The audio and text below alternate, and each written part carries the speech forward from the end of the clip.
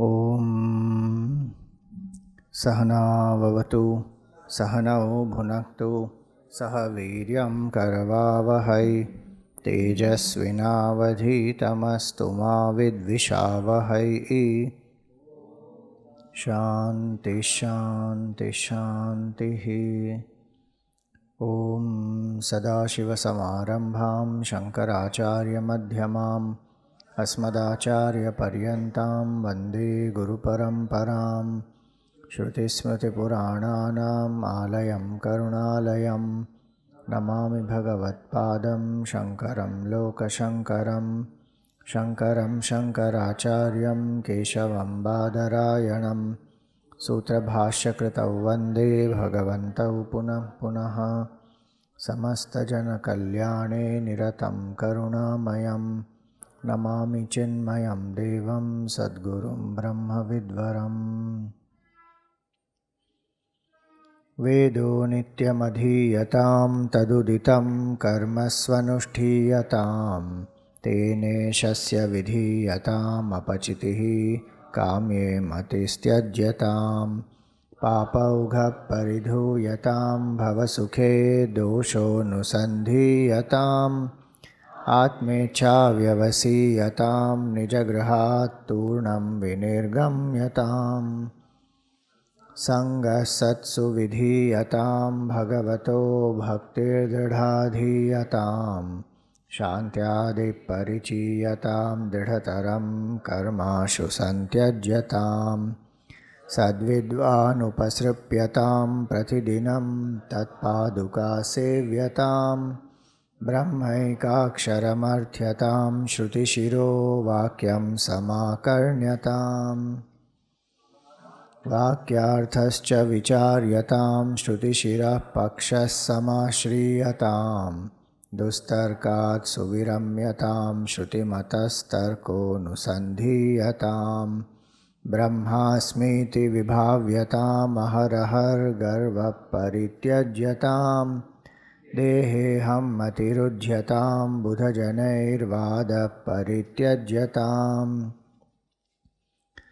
क्षुद्व्याधिश्च चिकित्स्यतां प्रतिदिनं भिक्षौषधं भुज्यतां स्वाद्वन्नं न तु याच्यतां विधिवशात् प्राप्तेन सन्तुष्यतां शीतोष्णादिविषह्यतां न तु वृथा वाक्यं समुच्चार्यताम् औदासीन्यमभीप्स्यतां जनकृपा नैष्ठुर्यमुत्सृज्यताम् एकान्ते सुखमास्यतां परतरे चेतः समाधीयतां पूर्णात्मासु समीक्ष्यतां जगदिदं तद्बाधितं दृश्यतां प्रारब्धं त्विह भुज्यताम् प्रारब्धं त्विह भुज्यतामथ परब्रह्मात्मना स्थीयताम्। हरिओम नमस्कार। दूसरे श्लोक में शंकराचार्य जी कहते हैं संगः सत्सु विधीयताम,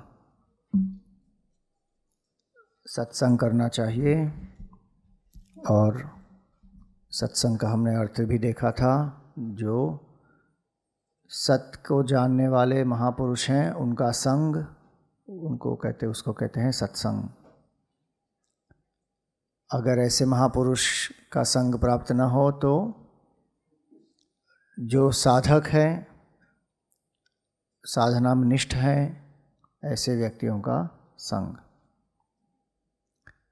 सत्संग का जनरल अर्थ ये भी होता है कि जो हमको प्रोत्साहित करे, हमको अपने लक्ष्य तक पहुंचने में सहायक हो, जो जीवन का सदुपयोग करना चाहते हों, अपनी क्षमताओं का विकास करना चाहते हों, ऐसे लोगों का संग सत्संग।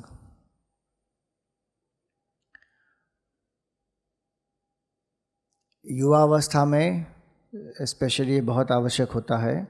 और अगर युवावस्था में कोई अध्यात्म ज्ञान, अध्यात्म मार्ग पर चल रहा है तो और भी आवश्यक होता है कि ऐसे लोगों का संग रखे ताकि अध्यात्म ज्ञान जो है वो और अध्यात्म मार्ग पर जो चलने की प्रेरणा है वो बनी रहे और बढ़ती भी रहे।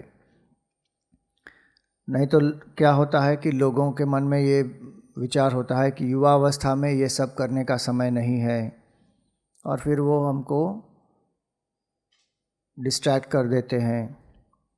तो इसीलिए कंपनी बहुत आवश्यक होती है अध्यात्म मार्ग पर चलने के लिए विशेष रूप से। अब आप यहाँ पर आए हैं, 40-39 लोग जो भी आए हैं, अब सब लोग अध्यात्म मार्ग पर चल रहे हैं, तो आपकी चर्चा भी जो होगी, आपके डिस्कशंस जो भी होंगे, वो सब उस अध्यात्म विषय पर होंगे। तो एक दूसरे को प्रोत्साहन प्राप्त होगा। अगर कभी जब हम वापस जाते हैं और दूसरे लोगों से मिलते हैं, तो कुछ लोग प्रश्न भी पूछ सकते हैं कि आप क्यों करते हैं, इसका प्रयोजन क्या है। कभी जिज्ञासा होती है, कभी कोई अपनी सलाह भी दे देते हैं। प्रोत्साहन प्राप्त होना चाहिए, क्योंकि अध्यात्म मार्ग पर जो लोग चलते हैं वो बहुत कम होते हैं एक्चुअली। मनुष्याणाम सहस्रेषु कश्चित यतति सिद्धये, गीता में भगवान कहते हैं कि बहुत सारे हजारों लोगों में कोई एक विरला ऐसा होता है जो अध्यात्म ज्ञान पर आगे बढ़ता है, उसको अध्यात्म की प्राप्ति करनी होती है। ऐसे जो लोग हैं उनमें भी मनुष्याणाम सहस्रेषु कश्चित् यतति सिद्धये यततामपि सिद्धानां कश्चिन् मां वेति तत्वतः। जो यत्न भी कर रहे हैं उसमें से भी बहुत सारे लोग उसको छोड़ देते हैं, उस मार्ग को, या फिर किसी प्रलोभन के कारण, कोई क्या कहते हैं उसको, टेम्पटेशन के कारण डिस्ट्रैक्ट भी हो जाते हैं। तो सिद्धि प्राप्त करने वाले बहुत ही कम होते हैं। कश्चिन माम वेत्ति, कोई एक करोड़ों में एक होता है जो प्राप्त कर लेता है। वैसे तो सभी को वही प्राप्त करना है और वही प्राप्त होगा भी, लेकिन कितना जल्दी होगा, कैसे होगा, इसमें बहुत भिन्नताएं होती हैं। आप देखिए किस रेगुलर एजुकेशन में भी यही होता है। एलकेजी में अगर 1000 बच्चे भर्ती होते हैं तो पीएचडी कितने करेंगे? 4, 5, 10। अब रेगुलर एजुकेशन में अगर ऐसा होता है तो अध्यात्म मार्ग में तो बहुत ही सूक्ष्म है, कठिन है, और इसीलिए संग बहुत आवश्यक होता है। जो संग हमें विषय संग, विषयी संग,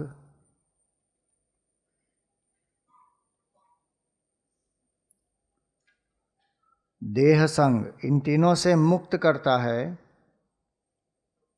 वो है सत्संग।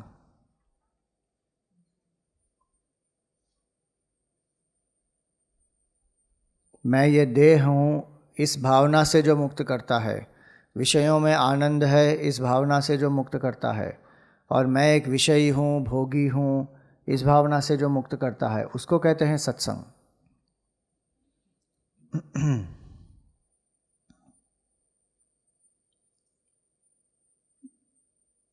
मेरे परिचय में एक बात कही गई थी कि यूथ एम्पावरमेंट प्रोग्राम, तो हम चिन्मय मिशन में पिछले 22 सालों से एक यूथ एम्पावरमेंट प्रोग्राम चलाते हैं, जिसमें युवक 1 साल देश के लिए समर्पित करते हैं पूर्ण रूप से।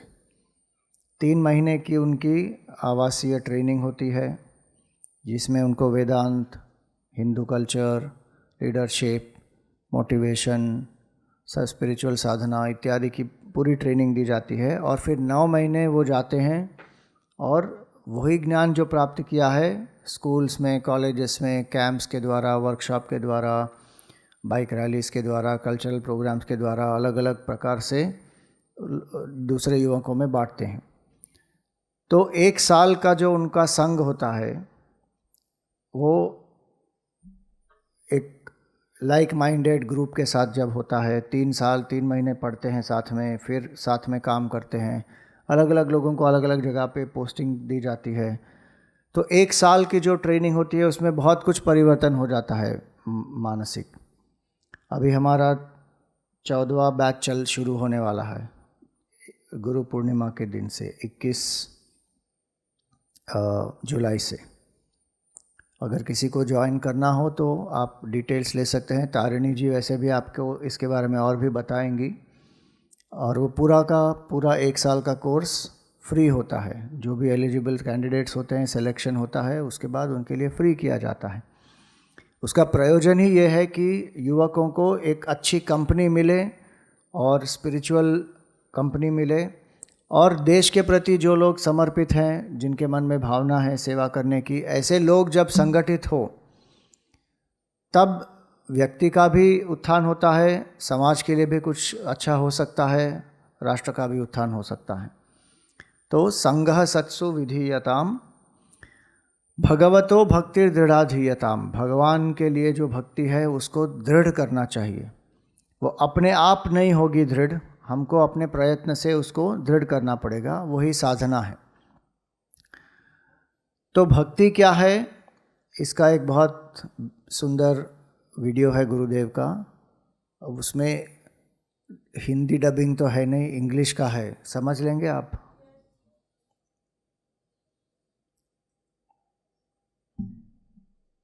सबटाइटल्स है ताकि अगर किसी को कोई दिक्कत हो गुरुदेव के प्रोनाउंसिएशन में तो subtitles. Loud Devotion means lights बंद करो। love means a kind of devotion. What is devotion? A kind of love. If both are the same, prema, lights love, of.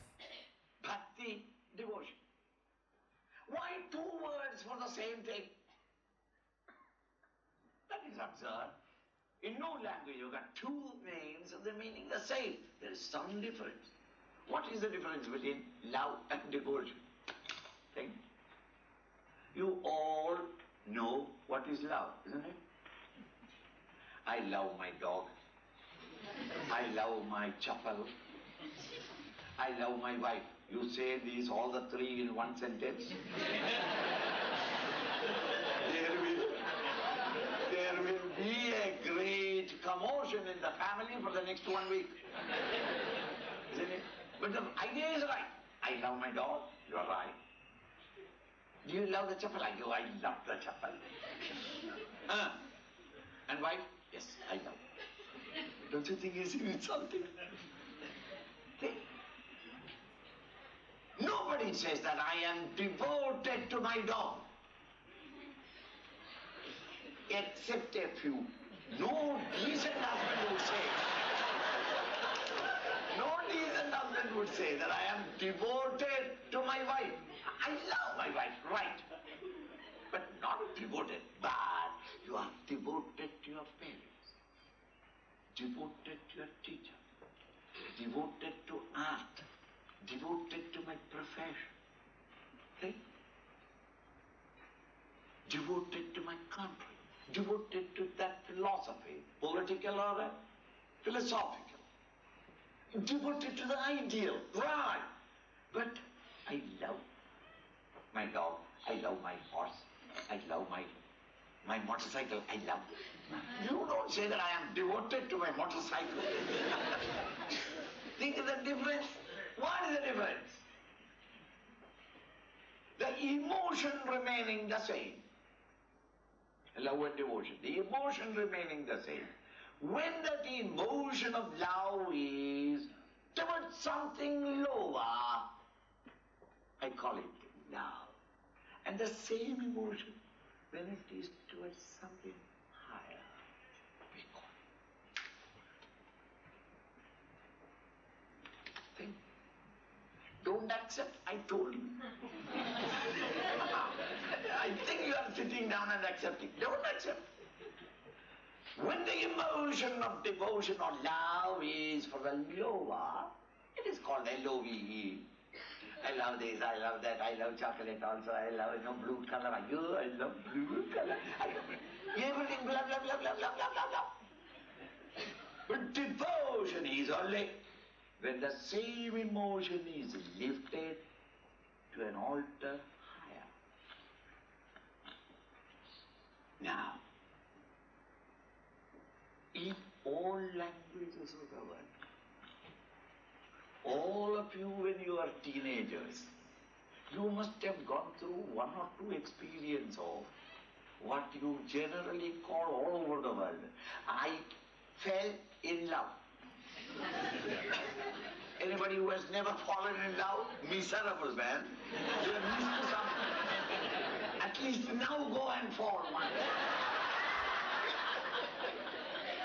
I fell in love. Is there a definition in every language? What do you mean by fall in love? Ayo, Swamiji, till yesterday I was a carefree, happy, jolly good man. And yesterday evening in the temple I saw her. Then what happened? Well, is it not? Fell means what? You're not slip and fall. I have fallen in my poise, balance, inner happiness. I seem to have gone into confusion. I don't know now whether I will be able to marry her, whether my parents will allow me or not. Now how will I marry? But if I marry, now I'll have to look after her. And how will I look after her? Where is the money for it? And I have no job at all. I am unemployed and unemployable. All the sorrows come to your mind. Then you say, I have fallen in love. Falling in love is called love, but rising in love is called devotion. When you become devoted to some ideal, you start developing your personality. Your little stature grows.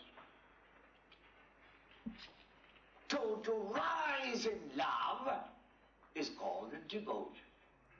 So when I have got a goal, a symbol there to symbolize my beloved Lord, and when I tune up my mind to Him in devotion, I cultivate or develop my faculties more and more if I am sincere. So when the emotion of love is directed to the lower, it is love. Same thing directed to the higher is, so falling in love is love, rising in love is devotion. Simple. So Bhagavato Bhaktir Dridhadhiyatam. राष्ट्र भक्ति, देशभक्ति, इसके लिए हम भक्ति का प्रयोग करते हैं शब्द का। फिर कहते हैं शांत्यादि परिचीयताम। शांति इत्यादि जो मूल्य हैं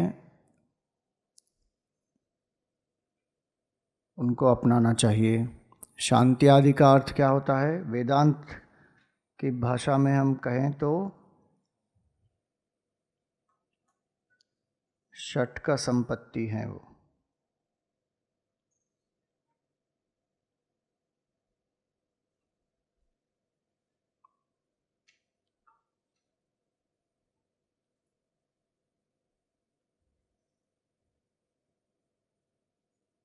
सिक्स फोल्ड वेल्थ।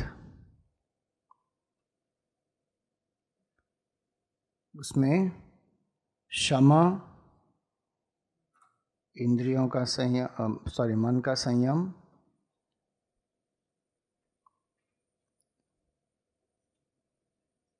इसी को शांति भी कहते हैं। दम, उपरम, तितिक्षा, श्रद्धा, समाधान। दमा का अर्थ होता है इंद्रियों का संयम,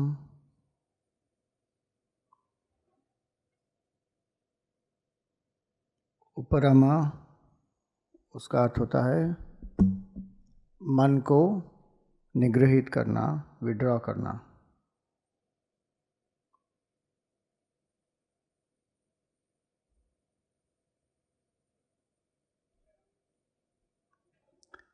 तितिक्षा अर्थ होता है सहिष्णुता।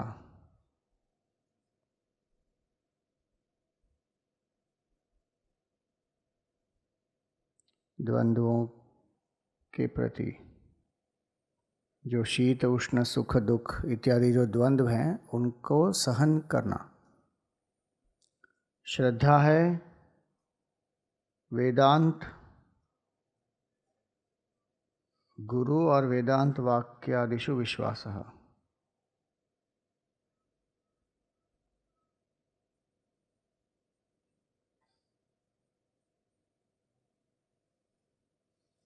और समाधान है चित्त की एकाग्रता।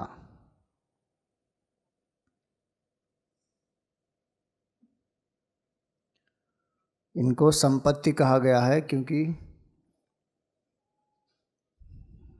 जब ये मन में होते हैं तो मन में सुख शांति आनंद इत्यादि का अनुभव हो सकता है। जैसे हम किसी धन या संपत्ति से कुछ चीज़ें प्राप्त कर सकते हैं, वैसे ही ये अगर हमारे पास ये अर्थ हो या ये संपत्ति हो तो हम सुख शांति इत्यादि का अनुभव कर सकते हैं। और ये ऐसी संपत्ति है जो कोई लूट नहीं सकता। शांत्यादि परिचीयताम। और इसलिए एक साधक के लिए ये बहुत आवश्यक है। किसी भी अगर ये 6 हम अपना सकते हैं जीवन में तो अध्यात्म ज्ञान भी स्थिर रहेगा हमारे मन में, क्योंकि ये सब के सब मन को स्थिर बनाते हैं। ध्यान भी स्थिरता से हो सकता है, निधिध्यासन स्थिरता से हो सकता है। जो गुरु उपदेश देते हैं, जब हम सत्संग करते हैं सुनते हैं तो वो मन में अंदर आत्मसात करने के लिए भी ये 6 गुण बहुत आवश्यक होते हैं। तो शांत्यादि परिचीयताम, इसमें एक आवश्यक चीज़ ये है कि कोई भी एक मूल्य हमारे जीवन में ऐसा होना चाहिए जो हम बिना कोई कॉम्प्रोमाइज़ किए उसका हम पालन करें। कोई भी एक हो सकता है, वो इन 6 में से ही होना चाहिए, ज़रूरी नहीं है। जैसे हमारे गुरुदेव थे, वो बिल्कुल निर्भय थे और पंक्चुअल थे। अब बहुत सारे अलग गुण हैं, लेकिन ये 2 तो विशेषता उनके जीवन में देखे ही जाते हैं। इसी तरह हमारे जीवन में कौन से गुण हैं?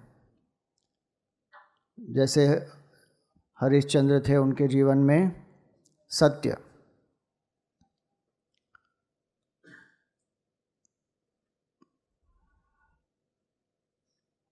हमारे जीवन का अगर हमको एक मूल्य में अपने जीवन को डिफाइन करना हो तो हम वो कौन सा मूल्य चुनेंगे?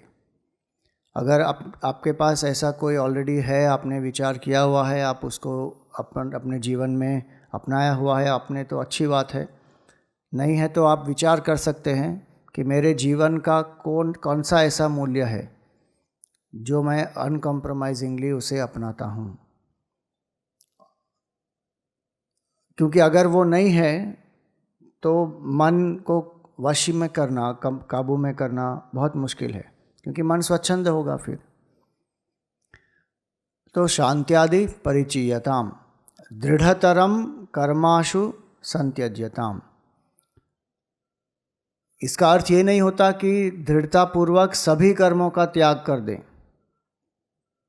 यहाँ पर दृढ़तरम कर्माशु संत्यज्यताम का अर्थ क्या होता है?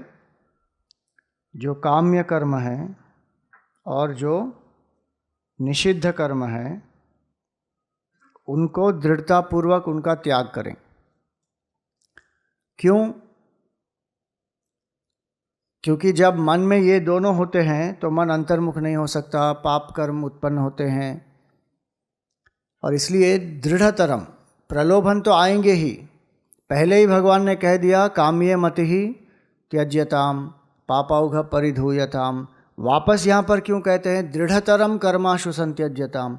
क्योंकि जैसे जैसे अध्यात्म मार्ग में हम प्रगति करते हैं, मन में जो जो इतने जन्मों के संस्कार हैं वो बाहर आएंगे ही, और उसमें कभी कुछ प्रलोभन हो जाएगा, कभी कोई विषय वासना आ जाएगी, मन में कोई ना कोई अधार्मिक वृत्ति, नकारात्मक वृत्ति, वो भी आ जाएगी।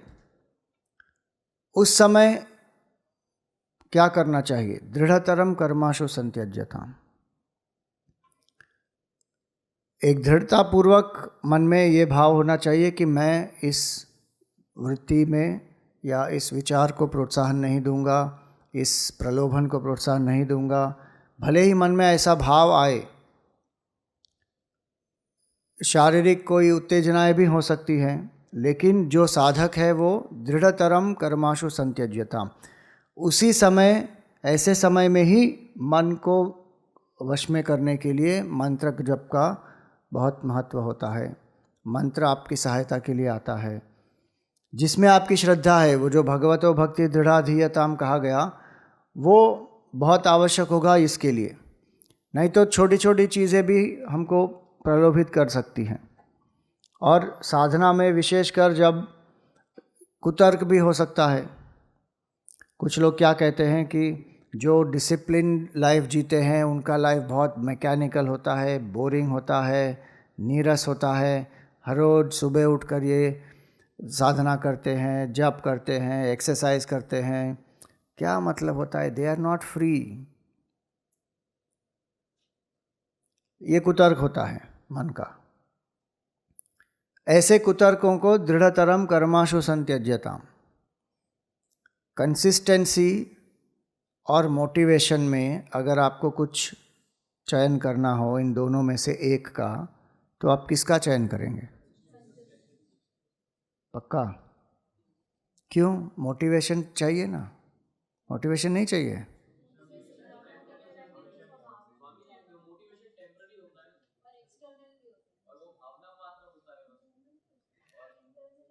लेकिन क्या मोटिवेशन के बिना कंसिस्टेंसी होगी?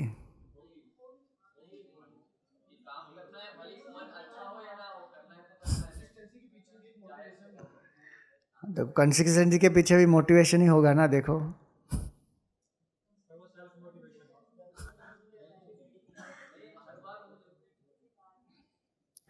हाँ हाँ ठीक है, सेल्फ मोटिवेशन। तो सपोज सेल्फ मोटिवेशन और कंसिस्टेंसी में चूज़ करना हो तो क्या करोगे? कितने लोग कंसिस्टेंसी चूज़ करेंगे?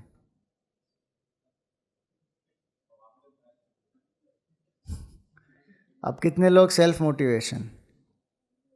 1 2 3 4 5 6। तो जो सेल्फ मोटिवेशन जो आपने चुना है, अगर कुछ दिन आपका मोटिवेशन कम हुआ तो आप क्या करेंगे? जिन्होंने सेल्फ मोटिवेशन चुना है ना, मोटिवेशन का स्तर तो कभी सेल्फ मोटिवेशन में कभी सेम नहीं होता। कुछ दिन मोटिवेशन ज़्यादा होता है, कुछ दिन कम होता है, कुछ दिन नहीं होता। तो जिस दिन नहीं होता या बहुत कम होता है तो आप क्या करते हैं? साधना करेंगे या जो भी आपका प्रैक्टिस है वो करेंगे, या उस दिन कहेंगे कि नहीं आज मोटिवेशन नहीं है तो मैं नहीं करूँगा? करेंगे तो फिर कंसिस्टेंसी हुई ना।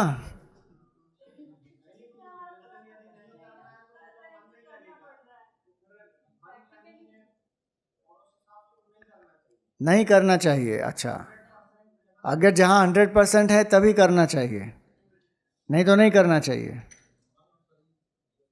आप कुछ कह रहे थे, आप कुछ कह रहे थे ना?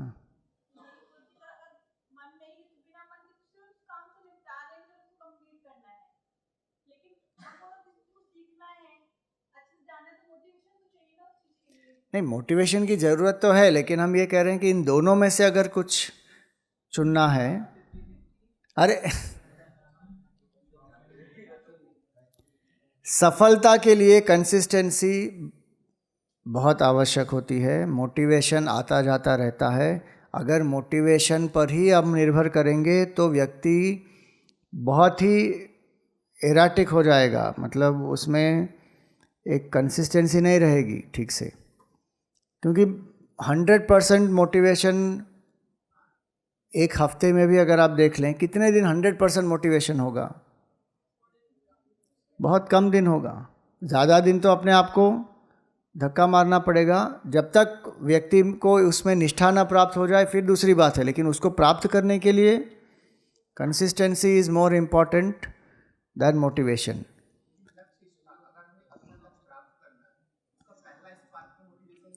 पहला स्पार्क मोटिवेशन से होगा, लेकिन उस स्पार्क को सस्टेन करने के लिए क्या चाहिए? कंसिस्टेंसी चाहिए। क्योंकि जैसे आपने कहा, अच्छा वर्ड यूज़ किया आपने, स्पार्क है वो। अगर कंसिस्टेंसी नहीं हुई तो क्या होगा? वो स्पार्क बुझ जाएगा। कंसिस्टेंसी अगर हुई तो वो स्पार्क बढ़ के अच्छी फायर भी हो जाएगी उसकी। कंसिस्टेंसी नहीं हुई तो ख़त्म हो जाएगा वो वहीं पे, और फिर वापस कुछ समय बाद वापस कंसिस्टेंसी मोटिवेशन होगा। यही होता है ना, कई बार लोग अध्यात्म शिविर अटेंड करते हैं। आप 10 दिन का शिविर अटेंड कर रहे हैं, उसके बाद करेंगे कि नहीं नहीं घर जाके को करना ही है, ये तो जप करेंगे, साधना करेंगे, ये मेरा इष्ट देव है, ये। फिर जब घर पहुंचेंगे फिर बोलेंगे 10 दिन तो बहुत परिश्रम किया, अभी थक गए, थोड़ा 2 दिन का आराम कर लेते उसके बाद वापस साधना में लग जाएंगे। और वो जो 2 दिन का जो आराम है उसमें ऐसा प्रमाद बैठ जाएगा कि उसका 2 दिन का 20 दिन 50 दिन ऐसे ही निकल जाते हैं। फिर वापस लगता है, अरे क्या मेरा तो पतन हो गया, बाप रे, नहीं नहीं नहीं ऐसा नहीं होना चाहिए, चलो चलो वापस। वो वापस फिर थोड़ी साधना करेंगे 5 दिन, उसके बाद वापस फुस हो जाएंगे। तो वो मोटिवेशन जो है वो उसके ऊपर केवल निर्भर किया तो ऐसा ऊपर नीचे बहुत होता रहेगा। कंसिस्टेंसी जो है वो स्टेडीली वो व्यक्ति करता रहेगा। तो जब हर रोज़ अभ्यास करते हैं तो क्या होगा फिर? जब मोटिवेशन भी कम है तो भी जो करना शुरू जब कर लेता है ना, अपने आप मोटिवेशन चालू हो ही जाएगा। फिर जैसे जैसे आप अभ्यास करेंगे उसका आनंद आने लगेगा, मोटिवेशन भी शुरू हो जाएगा वापस। लेकिन मोटिवेशन पर डिपेंड करके कंसिस्टेंसी अगर हम नहीं करते हैं तो परेशानी हो जाएगी उसमें। इसलिए आप देखिए गीता में भगवान ने क्या कहा अर्जुन को। जब अर्जुन ने कहा कि चंचलम ही मन कृष्ण प्रमाथि बलवद दृढ़म, तो भगवान ने क्या कहा? अभ्यासेन तो कौन्तेय वैराग्येन च गृह्यते। उसमें अभ्यास कहा भगवान ने। अभ्यास इज कंसिस्टेंसी, कंटिन्यूसली उसको करना ही पड़ेगा, तब मोटिवेशन भी सस्टेन हो जाएगा। पीछे आपका कोई प्रश्न था? हाँ,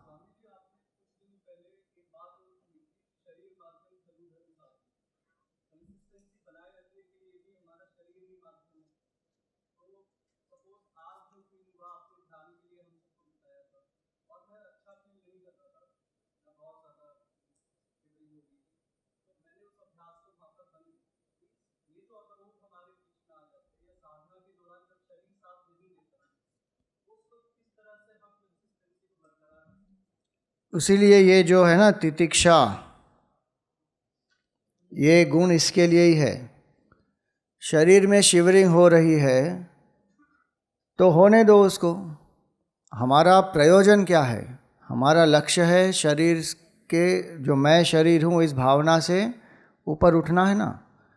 तो उसी परिस्थिति को आप साधना में परिवर्तित कर सकते हैं। कैसे? दृष्टा बन जाओ कि शरीर जो है उसमें शिवरिंग हो रही है, मन जो है उसमें एक डिस्कम्फर्ट का भाव है, मन में अच्छा नहीं लग रहा, मैं तो दृष्टा हूँ, मैं देख रहा हूँ उसको। दृष्टा भाव में स्थित हो जाओ। तो उसी परिस्थिति को अगर ये सब वैल्यूज हैं हमारे पास, तो तितिक्षा अगर होगी तो व्यक्ति बैठा रहेगा वहाँ पर। तितिक्षा नहीं होगी तो एकदम विचलित होकर खड़ा होकर वहाँ से चला जाएगा। तितिक्षा होगी तो बैठा रहेगा और व्यक्ति का जो भाव है वो दृष्टा में परिवर्तित हो जाएगा कि मैं तो दृष्टा हूँ। अब उस समय अगर मंत्र जप नहीं हो पा रहा है या भगवान का जो चिंतन है वो नहीं हो पा रहा है तो कोई बात नहीं, देखते रहो शरीर में क्या क्या प्रतिक्रिया हो रही है। अभी ठंडी लग रही है, अभी ये हो रहा है, अभी वो हो रहा है, मैं दृष्टा भाव से देख रहा हूँ उसको। या श्वासों पर ध्यान देना शुरू कर सकते हैं। लेकिन वहाँ से उठकर अगर हम चले गए तो मन को ये संकेत मिल जाएगा कि अगर इसको साधना नहीं करवानी है तो कुछ ना कुछ डिस्कम्फर्ट में डाल दो, ये साधना नहीं करेगा। वो ट्रेनिंग हो जाएगी। फिर मैं ये नहीं कह रहा हूँ कि अगर कोई इमरजेंसी आ गई, कोई ऐसी अर्जेंट सिचुएशन आ गई जिसमें एक्चुअली आपके शरीर को बहुत दुख हो रहा है, पीड़ा हो रही है, तो आप वहाँ से मत उठकर मत जाओ। साधारण स्थिति की हम बात कर रहे हैं। अगर कुछ लग गया, कुछ आपके ऊपर गिर गया, तो आपको जो भी करना है वो करना पड़ेगा। उस समय ये नहीं कहना है कि मैं दृष्टा भाव में हूँ, देख रहा हूँ कि खून बह रहा है। उस समय जो करना है वो करना है। मैं साधारण स्थिति की हम बात कर रहे हैं। सो इसलिए यहाँ पर जो भगवान कहते हैं दृढ़तरम कर्माशु संत्यज्यताम, दृढ़तापूर्वक जो ऐसी वृत्तियाँ आती हैं जो हमको साधना में बाधक होती हैं, जो हमको साधना से विक्षिप्त करती हैं, उनको दृढ़तापूर्वक उनका नकार करना चाहिए, नेगेट करना चाहिए। दृढ़तरम कर्माशु संत्यज्यताम। इसका दूसरा अर्थ ये भी होता है ऐसे जो कर्म होते हैं जिसके कारण मुझे साधना के लिए समय नहीं मिलता, ऐसे कर्मों का भी निषेध करना चाहिए। वो सत्कर्म भी हो सकते हैं। जैसे कोई सेवा में इतना रत हो जाता है, इतना काम करना है, इतनी सेवा करनी है, इतने लोगों के लिए ये तैयार करना है, वो करना है, यहाँ जाना है, वहाँ जाना है। अब बहुत सारा ले लिया हमने काम और क्षमता भी है, कर भी सकते हैं, लेकिन अगर इसके कारण इतना हम थक जाते हैं कि सुबह उठकर साधना नहीं हो पा रही है, या सुबह सुबह उठकर ये सब काम करना है तो साधना साइड में रह जाती है। अगर ऐसे सत्कर्म भी हैं, सेवा कर्म भी है जिससे साधना में एक जो कंसिस्टेंसी है वो अफेक्ट हो रही है, तो एक्स्ट्रा जो काम है वो सब नहीं लेना चाहिए। जितना समय है हमारे पास सेवा के लिए, उसमें जितना पर्याप्त हम कर सकते हैं काम, उतना ही लेना चाहिए। दृढ़तरम कर्माशु संत्यज्यताम का ये अर्थ होता है। नहीं तो क्या होता है, we promise in haste, repent in leisure. मतलब हाँ हाँ हाँ हाँ करके सबको प्रॉमिस कर देते कि हाँ मैं भी ये कर दूंगा, आपके लिए भी कर दूंगा, वो भी हो जाएगा, ये भी हो जाएगा, आप चिंता मत करो। अब वो आदमी आपके ऊपर काम डंप करके चला गया और आप अब भी बैठे बैठे वो किए जा रहे हैं, आपकी जो साधना का समय है वो निकल जाएगा उसमें। उस समय ये कुतर्क नहीं लगाना चाहिए कि ये भी साधना ही है। इमरजेंसी की बात दूसरी है, मैं ये रेगुलर स्थिति की बात कर रहा हूँ। आप कभी पूजा भी कर रहे हैं और किसी के प्राणों पर संकट है और आपको बचाना है वहाँ पे, तो आप जाके करिए, कुछ कोई दिक्कत नहीं। ये साधारण अवस्था में क्या होता है कि बहुत मन में जब रजोगुण ज़्यादा होता है ना, तो व्यक्ति को काम करने की बहुत इच्छा होती है और व्यक्ति उसमें बहुत लगता है। और जब मन को शांत करना है, शांत बैठने की वृत्ति जब होती है ना, तो मन में ज़्यादा समय तक व्यक्ति शांत बैठ नहीं पाता कई बार। तो इसलिए वो उस साधना के समय को किसी भी तरह से उससे एस्केप होना चाहता है, तो फिर उसमें फिर काम कर लेगा कुछ, या फिर कोई एन्जॉयमेंट कर लेगा, या फ़ोन का ब्राउजिंग कर लेगा, कुछ भी कर लेगा वहाँ पर, लेकिन वो चुपचाप बैठेगा नहीं, शांत नहीं बैठेगा, साधना नहीं करेगा। ये मन की प्रवृत्ति होती हैं। और जैसे जैसे साधना ज़्यादा बढ़ती है वैसे वैसे ये भाव भी कई बार ज़्यादा होता है, क्योंकि निष्काम भाव प्राप्त करना है। अब कितना सेवा करके निष्काम भाव प्राप्त होगा, इसका अगर कंट्रोल नहीं है तो सेवा ही इतनी सारी करते रहेंगे कि भाई शांत बैठने का समय ही नहीं मिल रहा, या फिर जब शांत बैठे तो इतने थके हुए हैं कि सो जा रहे हैं। इसलिए सेवा भी सीमित रूप से करनी चाहिए, सेवा में भी संयम होना चाहिए। किसी भी चीज़ का अतिशय जो है वो वर्जित है, सेवा का भी वर्जित है, साधना का भी वर्जित है। जब तक व्यक्ति ने उसका अधिकार प्राप्त नहीं किया है, वो साधना भी उतने बहुत लंबे समय तक कर रहे, वो भी वर्जित ही है। यहाँ पर दृढ़तरम कर्माशु संत्यजताम का अर्थ ये हुआ कि दुष्कर्म तो जो निषिद्ध है, काम्य है, उसको त्यागना चाहिए, लेकिन जो सत्कर्म है उसमें भी एक संयम बनाए रखना चाहिए। आप कुछ पूछ रहे थे?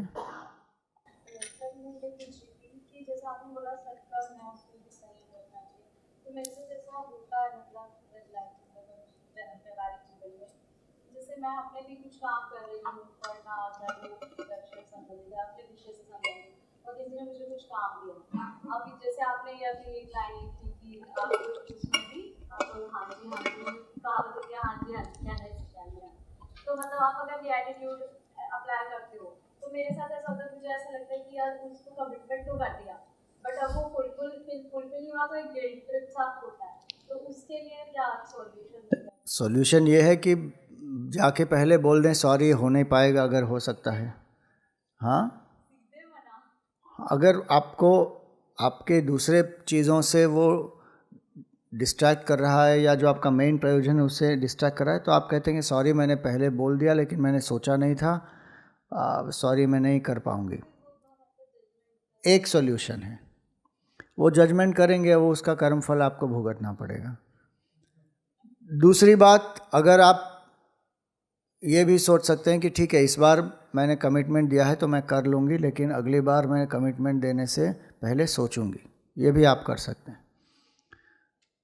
तीसरी बात, आपको कहीं और से काटना पड़ेगा समय और ये करना पड़ेगा, फिर वो आपके ऊपर है फिर। लेकिन जो हाँ जी कहने की प्रवृत्ति है वो सबसे पहले उसको सुधारना पड़ेगा।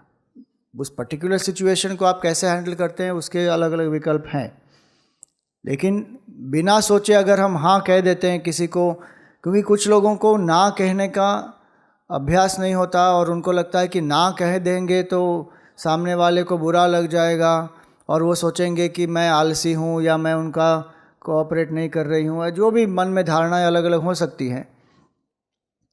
लेकिन ना कहना और एक पोलाइट वे से कहना कि आई एम सॉरी मैं नहीं कर पाऊँगा, मेरे पास ऑलरेडी बहुत काम है, या जो कुछ आपका कमिटमेंट है, ये भी कह सकते कि मैं कमिट तो कर सकता हूँ लेकिन अगर मैंने डिलीवर नहीं किया तो आपको भी असुविधा होगी, मुझे भी अच्छा नहीं लगेगा, इसीलिए मैं कमिटमेंट लेने से पहले ही सोच के बता देती हूँ कि मुझसे होगा या नहीं होगा। जो भी है आप बता सकते हैं उनको। और ये दृढ़तरम कर्माशु संत्यजता में दृढ़तर जो शब्द है वो बहुत आवश्यक है, दृढ़तापूर्वक करना चाहिए, क्योंकि मन में कभी कभी ये संकल्प विकल्प बना ही रहता है। इसलिए एक टाइम टेबल जब बनाते हैं ना, पूरे दिन का अगर नहीं बन पाए तो कुछ समय का तो टाइम टेबल बनाना ही चाहिए कि ये जो समय है वो उसको कहते हैं guarding undisturbed hours, GUDH, good. Guarding undisturbed hours मतलब कुछ समय आपका ऐसा होना चाहिए जिसमें किसी का भी डिस्टर्बेंस ना हो, वो आपका निजी समय है। आजकल लोग क्या कहते हैं, मी टाइम, मी टाइम, ये मेरा समय है। अब आजकल लोग तो मी टाइम के नाम पर खाओ पियो मौज करो करते हैं लेकिन मी टाइम का अर्थ क्या होता है यहाँ पर कि सपोज पहले दिन का 2 घंटा जो भी आप निश्चित करें, 1 घंटा 2 घंटा या शाम का जो भी आप निश्चित करें, ये मेरी साधना के लिए है, इसमें कोई विघ्न बाधा नहीं आनी चाहिए। तो जितना कर्म बाकी समय में हो सकता है उतना ही मैं करूँगा, उसके बाद कुछ नहीं, क्योंकि ये 2 घंटे मेरे लिए है। ये इतना अगर हमारे जीवन में आ जाए तो साधना की कंसिस्टेंसी आ जाएगी। सो दृढ़तरम कर्माशु संत्यज्यताम सद्विद्वान उपसृप्यताम। फिर शंकराचार्य जी कहते हैं कि सद्विद्वान मतलब जिसने सत्य का बोध भी किया हो, जिसको सत्य का ज्ञान भी हो, ऐसे सद्गुरु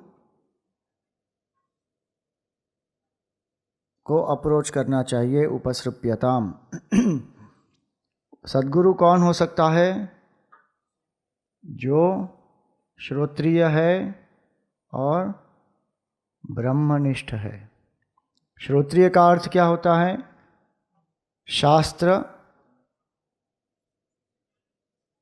पारंगत है, और ब्रह्मनिष्ठ का अर्थ होता है जिनको ब्रह्म की अनुभूति है। ये दोनों आवश्यक होते हैं। उपनिषद में ये कहा गया, मुंडक उपनिषद में, श्रोत्रियम ब्रह्मनिष्ठम, कि ये श्रोत्रिय ब्रह्मनिष्ठ जो व्यक्ति होता है वो ही सद्गुरु कहला सकता है, और वही व्यक्ति को अज्ञान के पार ले जा सकता है। अगर ब्रह्मनिष्ठ और श्रोत्रिय में किसी एक को ही चुनना हो तो किसको चुनेंगे? जो ब्रह्मनिष्ठ हैं ऐसे व्यक्ति को चुनना पड़ेगा। अगर ब्रह्मनिष्ठ व्यक्ति न मिल पाया तो कम से कम क्या होना चाहिए? श्रोत्रिय होना चाहिए। श्रोत्रिय भी नहीं है, ब्रह्मनिष्ठ भी नहीं है, तो क्या मतलब हो जाएगा? वो व्यक्ति क्या कर रहा है, कैसे साधना प्राप्त हुई, कैसे साधना कर रहा है, क्या उनका लक्ष्य है, किस तरह वो हमको गाइड कर सकता है, इसमें बहुत सारे प्रश्न उठ जाते हैं। और उनके निजी जीवन का वर्तन कैसे होगा उसके बाद, इससे बहुत सारे प्रश्न हो जाते हैं वहाँ पर। और इसलिए श्रोत्रिय तो अवश्य होना चाहिए। क्यों? क्योंकि जो शास्त्र का ज्ञान है वो जो हमने पहले देखा वेदों के बारे में, वो अनादि अनंत है, अपौरुषेय है, उसमें कोई मनुष्य के बुद्धि की जो सीमितता है, उसकी जो लिमिटेशंस है, वो सब नहीं है उसमें। और वो टाइम टेस्टेड नॉलेज है। नहीं तो कोई गुरु क्या करेगा? हमारे ऊपर प्रयोग करेगा, हमको गिनी पिग बना देगा, तो क्या मतलब हो गया उसका? और इसलिए श्रोत्रियम ब्रह्मनिष्ठम। अब अध्यात्मक क्षेत्र में कई बार लोग ये प्रश्न करते हैं कि जैसे उपनिषदों में कहा, आचार्यवान पुरुषो वेद। छांदोग्य उपनिषद में आता है कि जो आचार्यवान है वही सत्य को जान पाएगा। आचार्यवान पुरुषो वेद। जो आचार्यवान नहीं है उनको सत्य का ज्ञान प्राप्त नहीं हो पाएगा। हम परम सत्य की बात कर रहे हैं।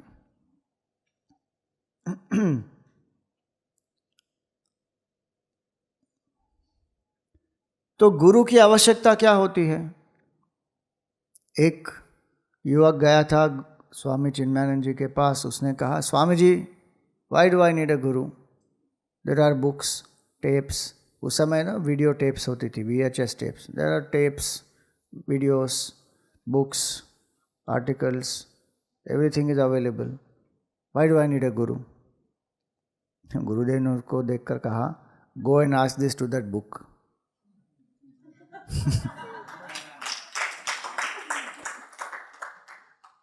मतलब आप बुक पढ़ पढ़ के कितना पढ़ोगे? प्रश्न होगा तब कहाँ जाओगे? और दूसरी बात, बुक पढ़ते पढ़ते अगर आप सो गए तो बुक को पता चलेगा क्या? गुरु के सामने सो गए तो पता चल जाएगा तुरंत। तो गुरु की क्या आवश्यकता है अध्यात्म क्षेत्र में?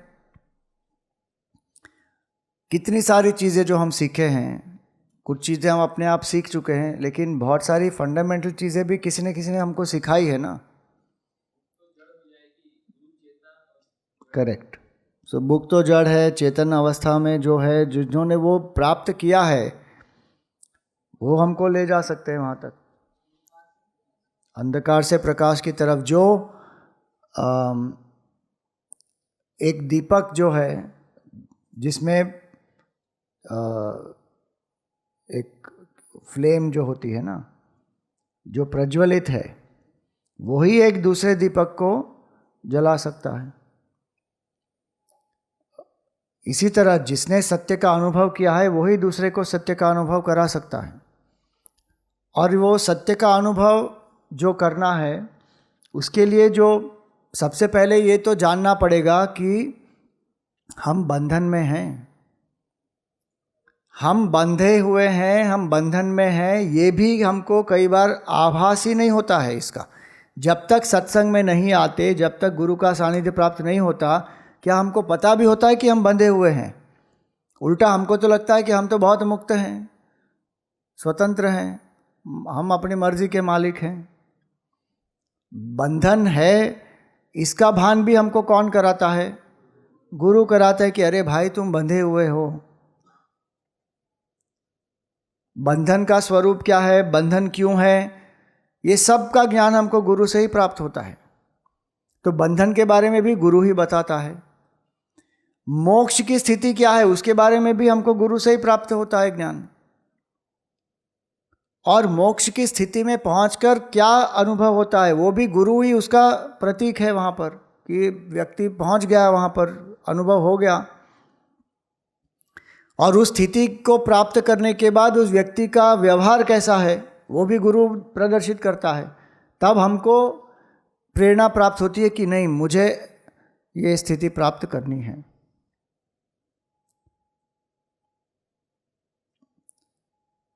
अगर वो निश्चय हो गया कि मुझे ये स्थिति प्राप्त करनी है तो मैं साधक बन गया। तो साधक भी जो मैं बना हूँ वो कैसे बना हूँ? गुरु ने जो ज्ञान दिया, जो उन्होंने लक्ष्य प्राप्त किया, उसके कारण।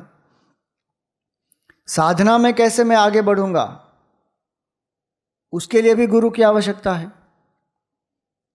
मंत्र साधना में भी मंत्र की दीक्षा लेनी पड़ती है, वहाँ पर भी गुरु की आवश्यकता है। कर्मयोग साधना के लिए भी कर्म क्या होता है, कर्म योग क्या होता है, उसमें फ़र्क क्या होता है, वो जानने के लिए भी गुरु की आवश्यकता होती है। साधना करते करते करते जब अलग अलग विघ्न बाधाएं आती हैं, उन पर कैसे विजय प्राप्त करें, उसके लिए भी गुरु की आवश्यकता है। और सबसे महत्वपूर्ण आत्मज्ञान जो है वो कैसे प्राप्त होगा?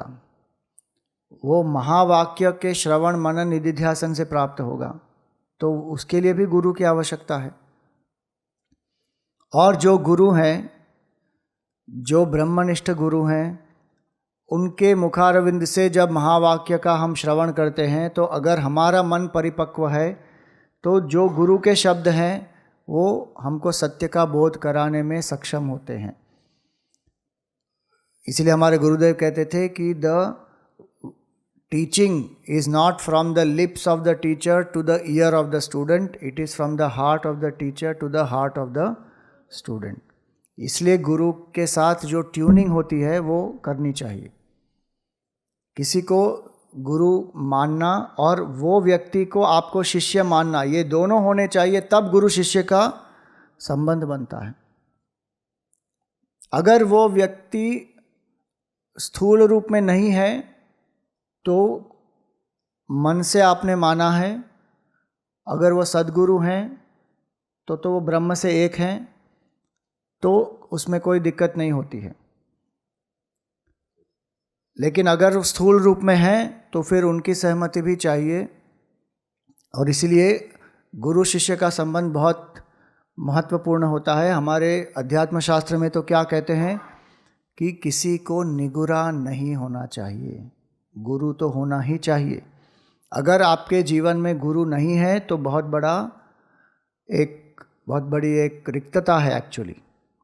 और जितना जल्दी एक गुरु प्राप्त हो जाए उतनी जल्दी साधना आगे बढ़ सकती है। इसलिए अंत समय में भी अगर गुरु प्राप्त हो जाए तो बहुत आवश्यक है। निगुरा कभी नहीं मरना, शास्त्र में तो बहुत आता है इसके बारे में। गुरु की बहुत आवश्यकता है यहाँ पर। अब स्वामी जी, हम गुरु कहाँ से लेके आए हैं? हम बैग लेके चलें क्या गुरु शॉपिंग करने के लिए कि ये 10-15 मॉडल हैं गुरु के, इनमें से किसी को चुन लें? हाँ, ये गुरु के ये फीचर्स हैं, ये गुरु के ये फीचर्स हैं, थोड़ा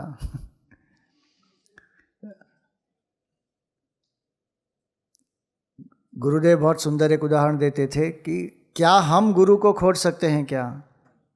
जो अज्ञानी है वो ज्ञानी को कैसे परखेगा? तो फिर क्या करना चाहिए? हमको शिष्यत्व बढ़ाना चाहिए। जैसे जैसे हमारा शिष्यत्व बढ़ेगा, जो सही गुरु है वो हमारे जीवन में आ जाएंगे, स्वतः आ जाएंगे। लेकिन यहाँ पर तो कहा सद्विद्वान उपसृप्यताम, आपको उनके पास जाना चाहिए। मतलब ये हमारा भाव होना चाहिए कि मुझे सद्विद्वान की आवश्यकता है, तो मैं पात्रता कल्टीवेट करूं।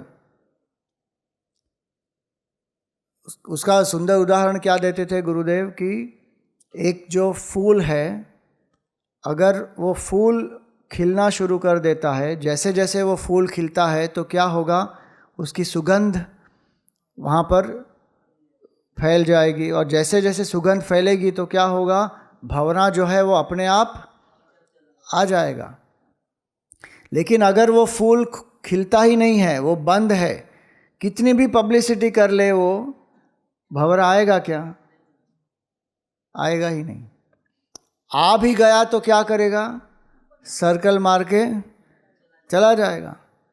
ऐसे ही अगर हम में शिष्यत्व नहीं है, कुछ अर्नेसनेस नहीं है कि मुझे ये ज्ञान प्राप्त करना है, एक जिज्ञासा नहीं है, एक साधक की जो भावना होती है वो नहीं है, तो गुरु हमारे जीवन में हमारे साथ हो सकते हैं, हमारे सामने भी हो सकते हैं, लेकिन हम उनको पहचानेंगे नहीं।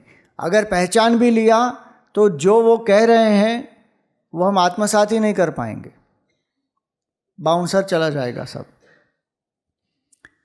एक व्यक्ति ने स्वामी जी को पूछा, गुरुदेव को, Swami ji, there are some people who have been with you for more than 20 years but we don't see any change in them, why is it so? 20 साल से आपके पास हैं, आपके साथ हैं, लेकिन उनमें कोई परिवर्तन नहीं दिख रहा है, ऐसा क्यों हो रहा है? तो गुरुदेव ने तुरंत, उनके पास एक वॉकिंग स्टिक थी, वो घुमाई, कहा कि this walking stick has been with me for 20 years। मतलब क्या? वो जड़ वस्तु है। उसी तरह ये लोग भी इतने जड़ हैं, इतने जड़ बुद्धि के हैं कि जो भी ज्ञान दिया जा रहा है वो पचा ही नहीं पा रहे हैं, क्योंकि शिष्यत्व ही नहीं है। इसलिए हमको गुरु की खोज में नहीं जाना है, हमको पात्रता कल्टीवेट करनी है। ये जो जितना बताया है ना अब तक, ये इसके ऊपर सिंसियरली अगर हम काम करेंगे तो जो गुरु आने हैं वो स्वयं आएंगे। तो we don't have to go guru hunting. अब अगर वो आए हमारे जीवन में तो किस तरह हमको पता चले कि ये मेरे गुरु हैं? क्या वो आकर मुझे बोलेंगे स्वयं कि बेटा मैं तेरा गुरु हूं, या वो मुझे स्वप्न में बताएंगे आकर? स्वप्न में, क्योंकि कुछ लोगों को ये इच्छा होती है कि मुझे स्वप्न में मिल जाए, और किसी के स्वप्न में कोई आ भी गया तो उनको लगता है कि अब ये मेरे गुरु हैं क्योंकि मेरे स्वप्न में आ गए। अरे स्वप्न तो क्या है, जागृत अवस्था में जितनी सारी जो इम्प्रेशंस क्रिएट किए हैं वो उसी को बाहर निकलता है वो। तो आपने किसी का प्रवचन सुना होगा या किसी के बारे में पढ़ा होगा या किसी का चिंतन किया होगा, वो स्वप्न में अपना मन उसको बाहर निकाल रहा है। तो जो गुरु होते हैं उनके लक्षण क्या होते हैं? मतलब उन कैसे पता चले कि जो व्यक्ति है ये हमारा गुरु हो सकता है? तो पहले तो बोल दिया श्रोत्रिय और ब्रह्मनिष्ठ, ये तो सबसे मुख्य आवश्यकता है। अब शास्त्र में क्या क्या लक्षण दिए हैं, सबसे पहले वो देखना है। एक मिनट, हाँ, ये मैं खत्म कर दूं फिर प्रश्न पर आएंगे। तो शास्त्र में क्या क्या लक्षण हैं एक गुरु के? जैसे स्थितप्रज्ञ लक्षण है गुरु के, अर्थात जो ब्रह्मनिष्ठ है, मैं उनकी बात कर रहा हूँ, श्रोत्रिय है, ब्रह्मनिष्ठ है, उनके लक्षण क्या हैं शास्त्र में दिए गए हैं। स्थितप्रज्ञ में 2 अध्याय में है, 12वें अध्याय में भक्त के लक्षण है, 13वें अध्याय में गुणातीत के, 14वें अध्याय में गुणातीत के लक्षण है, 4थे अध्याय में सन्यासी के लक्षण है। तो अलग अलग जगह पे लक्षण दिए गए हैं, और उन सभी लक्षणों में कुछ लक्षण जो हैं वो बहुत ही कॉमन है सब में। और वो क्या है? जो काम रहित होता है, पहली बात। दूसरी बात, जो अनासक्त होता है, जो निस्वार्थ होता है, निर्भय होता है,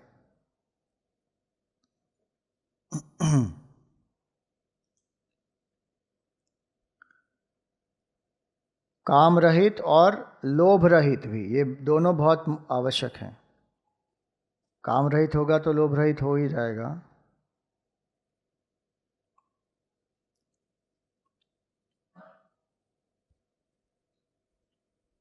ये मुख्य लक्षण है, बाकी अलग अलग दूसरे हो सकती हैं, समता का भाव इत्यादि, लेकिन ये मुख्य लक्षण है। और ये हमको पता कैसे चलेगा?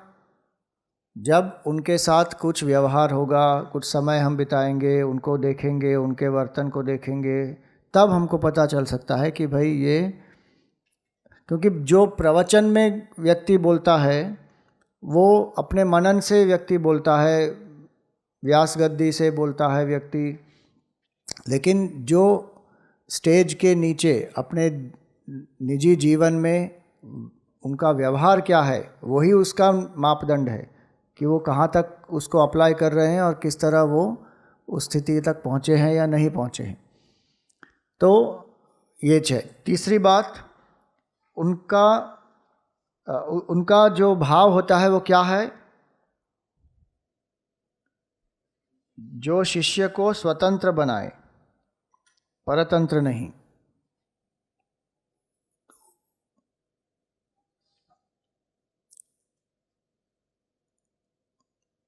जो शिष्य को ज़्यादा से ज़्यादा इंडिपेंडेंट बनाए। इसलिए हमारे गुरुदेव क्या करते थे, वो आग्रह करते थे कि जब वो किसी भी ग्रंथ पर प्रवचन करते हैं तो वो ग्रंथ सबके हाथ में होना ही चाहिए। अगर वो गीता पर प्रवचन कर रहे हैं, विवेक चूड़ामणि पर कर रहे हैं, जिस भी ग्रंथ का वो प्रवचन कर रहे हैं, वो ग्रंथ आपके हाथ में होना चाहिए। क्यों? क्योंकि ये ग्रंथ जब हमारे पास नहीं होता, उस ग्रंथ के अभाव में, उस ज्ञान के अभाव में हमारे संस्कृति का पतन हुआ है। ग्रंथ अगर हमारे हाथ में है तो वो एक मैप के जैसा है। अगर आपको कहीं पहुंचना है और आपके पास उसका पूरा नक्शा है तो आप वो देखकर पहुंच जाओगे ना, और वो समझा दिया गया है आपको, तो फिर वो फॉलो कर कर के आप पहुंच जाओगे। फिर आपको किसी व्यक्ति विशेष की आवश्यकता नहीं पड़ेगी। तो गुरु ऐसे होते हैं जो शिष्य को स्वतंत्र बनाते हैं, परतंत्र नहीं बनाते। क्योंकि परतंत्रता तो हमारा स्वभाव अभी भी है। हम शरीर मन बुद्धि के परतंत्र हैं, लोगों के परतंत्र हैं, विषयों के परतंत्र हैं। जो हमें स्वतंत्र बनाते हैं वो गुरु होते हैं। चौथी चीज़, और इसीलिए ये देखना है कि ये व्यक्ति जो है, जो व्यक्ति स्वयं स्वतंत्र होता है, आत्मनिष्ठ होता है, उनको किसी और की पर परतंत्रता होती ही नहीं है। लेकिन अगर कोई ऐसा है जो लोगों को परतंत्र बना रहा है, कह रहा है, उनको ऐसा लगता है कि मेरे इतने शिष्य हो, मेरे इतने आश्रम हो, मेरा ये हो, मेरा वो हो, उस पर उनका इमेज टिका हुआ है, तो अभी तक वो शास्त्र के हिसाब से गुरु नहीं कहला सकते। क्योंकि उनकी जो आइडेंटिटी है वो उन बाकी चीज़ों से आ रही है। और गुरु कौन होता है? जो शरीर मन बुद्धि के परे जाकर आत्म तत्व में निष्ठ होता है। उसको तो इन सब चीज़ों की आवश्यकता भी नहीं होती, आसक्ति भी नहीं होती। अगर कोई कारणवश इनकी ज़रूरत पड़ जाए तो भी समाज सेवा के लिए होती है, अपने लिए तो कुछ नहीं होता। वो स्वामी जी को किसी ने पूछा, गुरुदेव को, कि Swami ji, what will happen to the Chinmaya Mission after you? तो उनका तुरंत इतना सुंदर जवाब था, he who is taking care of Chinmaya Mission right now will also take care of it after me. इसका अर्थ क्या हुआ कि अभी भी जो उसका ध्यान रख रहा है वो कौन है? भगवान ही है। वो भगवान की सृष्टि है, भगवान देखेंगे। और उसके बाद उन्होंने जो कहा वो बहुत आश्चर्यजनक है कि even right now if the Chinmaya Mission has to collapse in front of me, I can stand and clap. अगर भगवान की इच्छा है कि वो बंद हो जाए, नष्ट हो जाए, ठीक है, जो भगवान की इच्छा है। तो स्वयं का कोई उसमें आसक्ति है ही नहीं। इतना बड़ा विस्तार किया है, फिर भी अपने लिए कुछ नहीं, ज़ीरो। विवेकानंद जी ने इतना सब काम किया, अपने लिए क्या? कुछ नहीं, ज़ीरो। वो सद्गुरु होते हैं। तो वो शिष्य को स्वतंत्र बनाते हैं। चौथा, उनके सानिध्य में हमको शांति, आनंद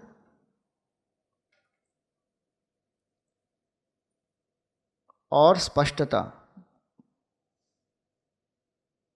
इसका अनुभव होता है कि हमारे जो भी संदेह हैं उसका निवारण होता है, हमको ज्ञान की वृद्धि होती है, हमको उनके सानिध्य में शांति का अनुभव होता है, आनंद का अनुभव होता है, जो हमें प्रोत्साहित करते हैं। कभी कुछ डांट भी दिया तो अपने भलाई के लिए ही कहते हैं, लेकिन उनका मुख्य भाव क्या है कि हमको प्रोत्साहित करना। अगर ऐसा कोई व्यक्ति है जिसके सानिध्य में हमको ग्लानि का अनुभव होता है, वो हमें ऐसा अनुभव कराते हैं कि तुम बहुत तुच्छ हो, तुम बहुत नीच हो, तुम बहुत ही अधम हो, तुम क्या कर पाओगे, तुमसे तो ये हो ही नहीं पाएगा। अगर ऐसे नकारात्मक भाव है या तिरस्कार हमारा कर रहे हैं तो वहाँ से भागना चाहिए। आप देखिए कृष्ण भगवान स्वयं, अर्जुन जब इतने सारे प्रश्न पूछ रहा है तो कभी भी क्या भगवान ने उसका तिरस्कार किया? एक बार केवल भगवान ने उसको शुरुआत में कहा, क्लैब्यम मास्मगम पार्थ, ये क्लीवता का भाव मत लाओ, उठो अपना कर्तव्य करो। उसके बाद जितने भी प्रश्न पूछे अर्जुन ने, भगवान ने बहुत ही गहराई से, प्रेम से, जो भी अर्जुन ने मांगा वो सब कुछ दिया, उसको प्रोत्साहित किया। गुरु का लक्षण ये होता है जो प्रोत्साहन देता है। तो ये सब अलग अलग लक्षण हैं गुरु के। और आप देखिए कि शंकराचार्य जी जैसे भगवान के महान अवतार, शिव जी के अवतार जो हैं, उनको भी वो अपने गुरु के पास गए या नहीं? यहाँ से निकलकर ओमकारेश्वर तक, वहाँ पर उन्होंने गुरु का सानिध्य प्राप्त किया, ज्ञान प्राप्त किया। कृष्ण भगवान ने भी गुरु किया कि नहीं? सांदीपनी ऋषि, राम जी के गुरु वशिष्ठ ऋषि, विश्वामित्र ऋषि, वामदेव ऋषि, और कितने अलग अलग लोगों से उन्होंने सीखा। अगस्त्य मुनि से भी सीखा, भरद्वाज मुनि से भी सीखा। अगर अवतारों को गुरु की आवश्यकता है तो क्या हमको आवश्यकता नहीं है? नहीं स्वामी जी, मुझे कोई गुरु की आवश्यकता नहीं। अरे नमस्कार हो भाई, आचार्यवान पुरुषो वेद। तो ये हो गया सद्विद्वान उपसृप्यताम। अब गुरु का जो सानिध्य प्राप्त होता है तो उनके साथ कैसे हमारा वर्तन होना चाहिए, ये सब हम शाम के सत्संग में देखेंगे। ओम पूर्णमदः पूर्णमिदं पूर्णात् पूर्णमुदच्यते पूर्णस्य पूर्णमादाय पूर्णमेवावशिष्यते। ओम शांति शांति शांति। हरि ओम। श्री गुरुभ्यो नमः। हरि ओम।